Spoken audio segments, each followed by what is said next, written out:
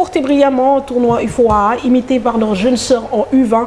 Autre fait notable, les équipes nationales féminines jouent de plus en plus des rencontres amicales et cela participe aussi au maintien de cette bonne dynamique. Nous faisons le point avec Abdoulaye Diop.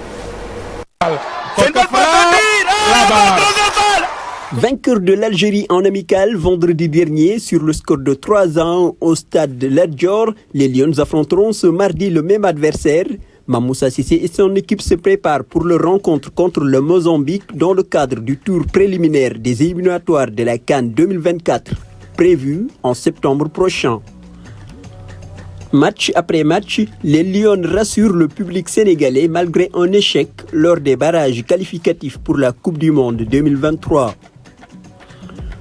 Le 18 février dernier, les Sénégalais n'avaient jamais été aussi proches d'une qualification pour la Coupe du Monde co-organisée par l'Australie et la Nouvelle-Zélande. Opposés à Haïti, les protégés de Mamoussa Cissé ont tout de même essuyé un lourd revers, 4-0. La lumière s'est braquée sur les Lions et suscité l'espoir des Sénégalais suite à leur qualification pour ces barrages décrochés lors de la Coupe d'Afrique 2022 au Maroc. Terminant deuxième de leur poule derrière le pays organisateur, les coéquipiers de Ndeye Awa Diakhaté ont été stoppés en quart de finale par la Zambie. Face à la Tunisie, les Lions avaient décroché le ticket qualificatif pour les barrages. Malheureusement, la marche Haïti était trop haute. Restant sur leur lancée, les Sénégalaises ont réalisé un sans faute lors du tournoi IFOA, avec une nouvelle victoire arrachée cette fois-ci en finale contre le Cap-Vert. Les partenaires de Korkafal ont survolé leur poule avec une moyenne de 4 buts par match, en gagnant 4-0 contre la Guinée, 4-1 contre la Gambie et encore 4-0 contre la Sierra Leone. Une performance dont les chiffres parlent d'eux-mêmes.